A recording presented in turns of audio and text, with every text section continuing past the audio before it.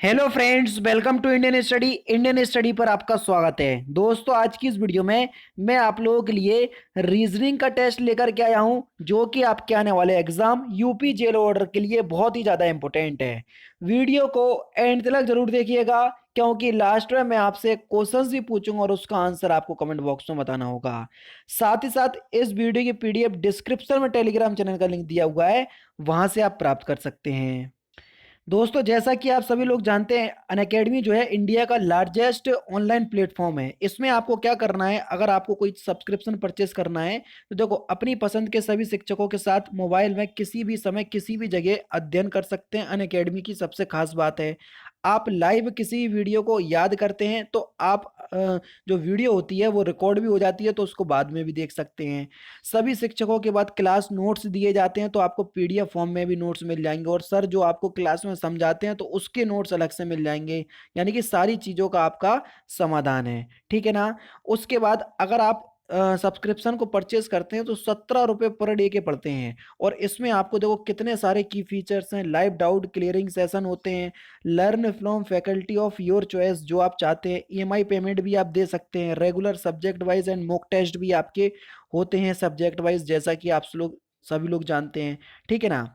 और इसमें अगर हम यूपी स्टेट को कवर करें तो देखो, बीईओ, यूपीएसआई, आरओ, एआरओ और लेखपाल, यूपीएसआई, इस तरीके से जो सारे एग्जाम है वो कवर हो रहे हैं। अब तो जेल वार्डर भी आपका कवर किया जा रहा है, ठीक है ना। और अगर आपको सब्सक्रिप्शन परचेस करना है तो ये सारे टॉप एजुकेटर हैं जो आपको अलग अलग सब्जेक्ट पढ़ाएंगे, ठीक है। सब्सक्रिप्शन को परचेस करने के लिए मेरा आपसे एक एडवाइस है कि आप 1 साल का ही सब्सक्रिप्शन परचेस कीजिए। जैसे ही आप प्रोसीड टू पे करेंगे तो आपके सामने एक रेफरल कोड आएगा, तो आप रेफरल कोड लगा दीजिएगा तारिक सरवर 5। वहां से आपको कितना 10% का डिस्काउंट जो है वो प्राप्त हो जाएगा, ठीक है। उसके बाद आप अनअकैडमी पे अपनी लर्निंग को स्टार्ट कर सकते हैं। तो ये सारी चीजें थी, कई स्टूडेंट पूछ रहे थे कैसे क्या करना है, तो मैंने आपको सारा बता दिया, ठीक है। अब पहले क्वेश्चन की तरफ बढ़ रहे हैं। पहला क्वेश्चन कोडिंग डिकोडिंग का है, देख लो। 24539 को आप क्या डिकोड करेंगे। अब देखो, 2 का यहाँ कोड क्या है, ए, तो सबसे पहले ए आएगा। 4 का कोड क्या है, 4 कहाँ है, ये है। 4 का कोड है एल, यानी कि ए एल आएगा। अब 5, 5 कहाँ है, ये है, देखो 5, 5 का कोड क्या है, जी, तो जी आएगा, ए एल जी आएगा। तो कौन से ऑप्शंस में दिया, पहले ऑप्शंस को छोड़ के बाकी सभी ऑप्शंस में दिया। 3 का कोड क्या है, यू, देखो 3 का कोड यू है, तो ए एल जी यू। तो ए एल जी यू कौन से ऑप्शंस में दिया, ये दिया। तीसरा ऑप्शन यहाँ पर आपका बिल्कुल करेक्ट हो जाएगा, ठीक है। नेक्स्ट क्वेश्चन से आपका, कि अगर उर्वरक खाद से संबंधित है तो उसी प्रकार आपको ऑप्शंस ढूंढना है जिसका संबंध जो आपका ये क्वेश्चंस दिया है उसी से हो। जल्दी बताओ। देखो, जिस प्रकार फसल की पैदावार बढ़ाने के लिए उर्वरक का प्रयोग किया जाता है, उसी प्रकार शरीर को पुष्ट यानी कि स्वस्थ बनाने के लिए पुष्टिकरण यानी कि टॉनिक का प्रयोग किया जाता है। यानी कि इस क्वेश्चंस का तीसरा ऑप्शन जो है वो आपका बिल्कुल क्या हो जाएगा, करेक्ट हो जाएगा।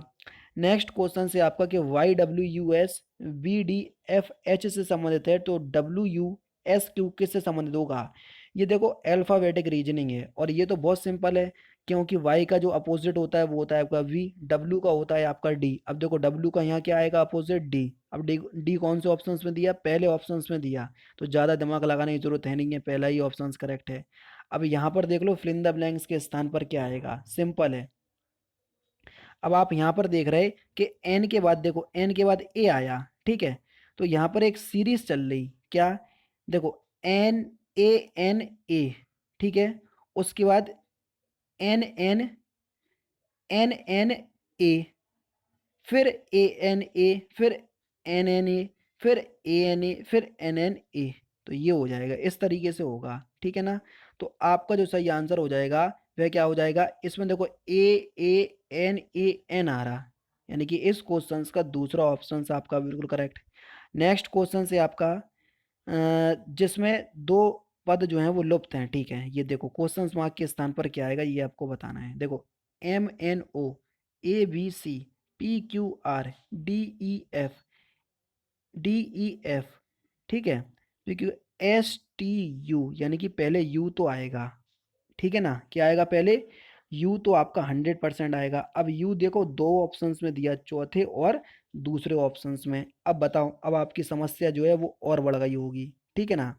अब देखना यू आ गया, ये आपका बिल्कुल ठीक है, एस टी यू आ गया, ठीक है। उसके बाद अब यहाँ पर थोड़ा दिमाग लगाना, एम एन ओ के बाद देखो पी क्यू आर, क्यू के बाद आर के बाद एस टी यू। अब यहाँ पर ऐसी श्रृंखला चलेगी, ए बी सी, सी के बाद डी ई एफ, एफ के बाद जल्दी बताओ जी एच आई, यानी कि जी आएगा, यू जी, यानी कि इस क्वेश्चन का चौथा ऑप्शन करेक्ट, ठीक है।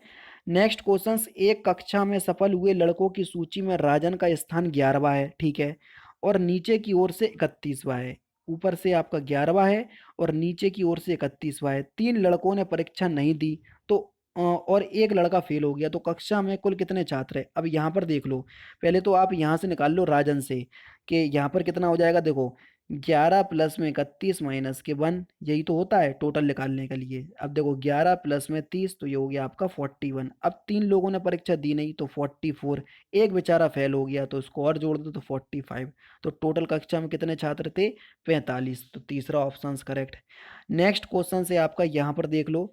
अब देखो कुछ नहीं, गुणे की जगह भाग, गुणे का योग है, इसी प्रकार माइनस का भाग है। अब यहाँ पर आपको चारों ऑप्शंस को चेक करके बताना है कि कौन सा जो है सही आंसर होगा, ठीक है।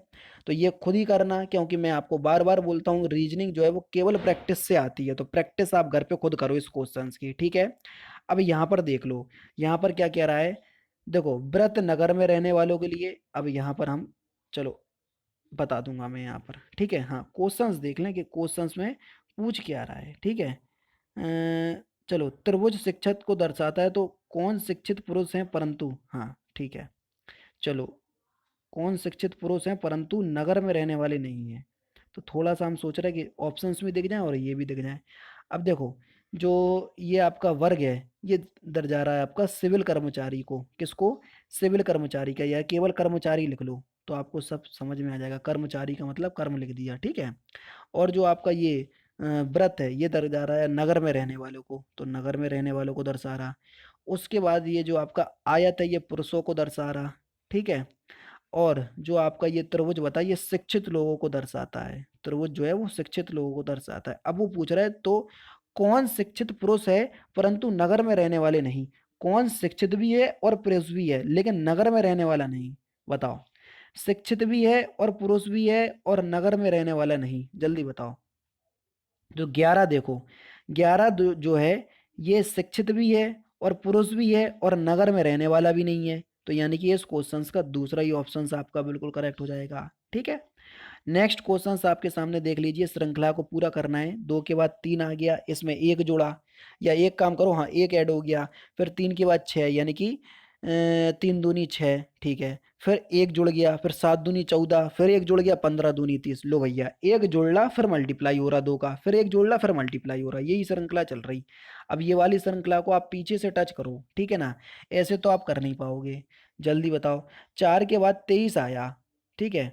4 के बाद 23 कैसे आएगा? देखो 4 पंजे 20 और 3 जोड़ दो तो कितना हो गया? 23, ठीक है भैया। अब 23 पंजे कितना हो जाएगा? 23 पंजे 115 और 7 जोड़ने पड़ेगा, तो 7 जोड़ दिया, हो गया आपका कितना? 122। अब 122 पंजे कितना हो जाएगा? 122 पंजे हो जाएगा आपका 610, ठीक है। और 610 में देखना, पहले 3 जुड़ा अभाज्य संख्या, 7 जुड़ा अभाज्य संख्या, फिर 11 जुड़ेगा तो कितना हो जाएगा? 621, वो भी अभाज्य संख्या, यानी कि दूसरा ऑप्शन यहाँ पर आपका बिल्कुल करेक्ट हो जाएगा, ठीक है। नेक्स्ट क्वेश्चन से आपको कि नित्या जो है वो सैम की बहन है, ठीक है भैया। मोहन सैम का पिता है, सेल्वन राजन का पुत्र है और राजन मोहन का भाई है। तदनुसार सेल्वन का नित्या से क्या रिश्ता है? तो नित्या जो सेल्वन से किस प्रकार संबंधित है? चचेरे भाई से, यानी कि तीसरा ऑप्शन आपका बिल्कुल करेक्ट हो जाएगा। उंगलियों पे कर लो ब्लड रिलेशन। अगर आप ब्लड रिलेशन को करने का एक ही तरीका है कि आप अपने अनुसार सोचो, ठीक है। ये समझ लो कि आपकी बात हो रही तो आप आसानी से इस क्वेश्चन का आंसर निकाल पाओगे। 147 में आपको बताना है, देखो क्या हो रहा।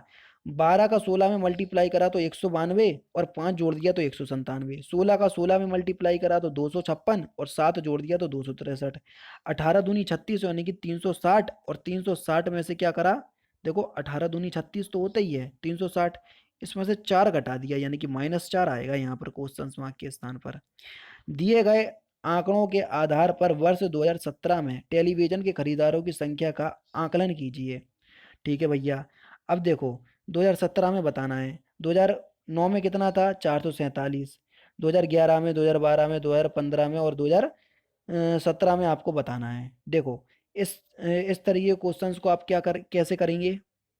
अब यहाँ पर अगर आप देखोगे तो देखो 2009 से 2011 तक आने में 47 से कितना हो गया 58, यानी कि 11 जुड़ा।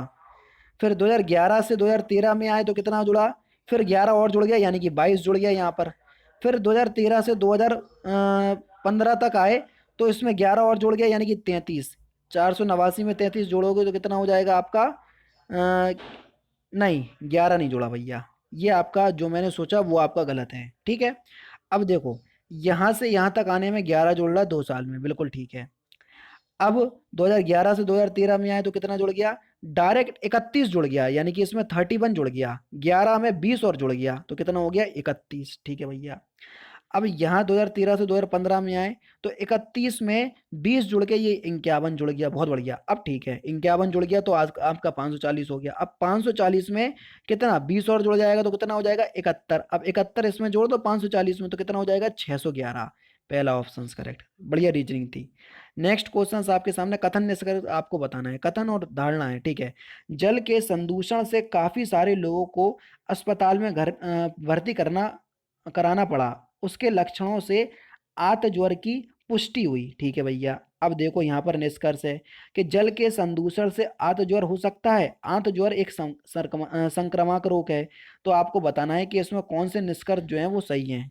अब देखो यहाँ पर ये तो बताया नहीं है कि संक्रामक रोग है, ये तो आपका बिल्कुल नहीं बताया। ठीक है ना, संक्रामक की तो कहीं बात ही नहीं की हुई है कि ये एक संक्रामक रोग है। ठीक है। लेकिन हाँ जल के संदूषण से आंत ज्वर हो सकता है, और यहाँ पर बोला भी कि जल के संदूषण से काफी लोग बीमार पड़े और उसके लक्षणों से पता चल रहा है कि उसको आंत ज्वर हो गया। ठीक है। तो यहाँ पर देखो पहला जो है वो आपका बिल्कुल करेक्ट हो जाएगा। ठीक है। नेक्स्ट क्वेश्चन, 60% कर्मचारी सरकारी कर्मचारी हड़ताल पर चले गए, श्री गोपाल एक सरकारी कर्मचारी है। अब देखो श्री गोपाल हड़ताल पर गया या श्री गोपाल ने हड़ताल में भाग नहीं लिया। अब बताओ इस क्वेश्चन का सही आंसर क्या होगा। अब देखो उसने ये तो नहीं बोला कि श्री गोपाल उस कर्मचारियों में से है जो हड़ताल में गए, ऐसा तो बोला नहीं है। ठीक है। और हाँ उसने ऐसा भी नहीं बोला कि श्री गोपाल उन कर्मचारियों में से है जो हड़ताल पे नहीं गए। यानी कि दोनों आपके हो सकते हैं, या तो श्री गोपाल जाएगा हड़ताल में या तो श्री गोपाल हड़ताल में नहीं जाएगा। यानी कि इस क्वेश्चन का सही आंसर हो जाएगा या तो एक या तो दो। ठीक है। नेक्स्ट क्वेश्चन से आपका कि रवि ने घड़ी की दुकान से दो घड़ी दीवार घड़ियां मरम्मत के लिए लाई। ठीक है। एक घड़ी में कुक्कू प्रत्येक 16 मिनट बाद बाहर निकलती है, कुक्कू यानी कि वो चिड़िया होती है। ठीक है। जबकि दूसरी घड़ी में 18 मिनट के बाद बाहर निकलती है।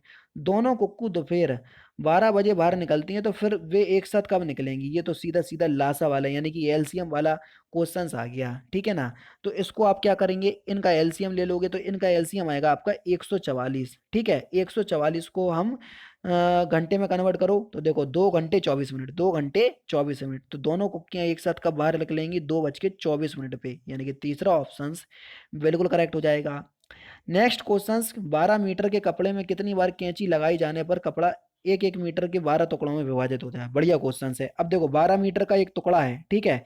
इसको हमें एक टुकड़ा है 12 मीटर का, इसको 12 टुकड़ों में काटने। देखो एक टुकड़ा एक बार कैंची चलाई, दूसरी बार कैंची चलाई, तीसरी बार कैंची चलाई, चौथी बार कैंची चलाई, पांचवी बार कैंची चलाई, सातवीं बार चलाई, सॉरी छठवीं बार, सातवीं बार, आठवीं बार, नौवीं बार, ये 10वीं बार हो गया, और ये हो गया आपका 11वीं बार कैंची। अब देखो 11 बार कैंची चलाई तो देखो टुकड़े कितने हो गए, 1 2 3 4 5 6 7 8 9 10 11, और ये 9 की 10वीं बार, और जब 11वीं बार कैंची चलाओगे ना तो जो लास्ट टुकड़ा बचेगा ना वो दो भागों में स्वतः ही डिवाइड हो जाएगा। यानी कि 11 बार कैंची चलाएंगे तो जो 1 मीटर का जो कपड़ा है वो 12 टुकड़ों में स्वतः ही डिवाइड हो जाएगा। ठीक है।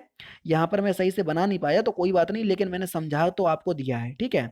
153 है कि कार्यालय भवन की उतनी ही शीघ्रता से मरम्मत कराने की जरूरत है जितनी ही शीघ्रता से बाहरी और रंगी भीतरी रंगाई की आवश्यकता है। ठीक है। यानी कि रंगने की यानी कि पेंट करने की। ठीक है। अब अवधारणा है देखो, कार्यालय कर्मचारियों की तो बात ही नहीं हुई, इसको हटा ही दो, हटा ही दो।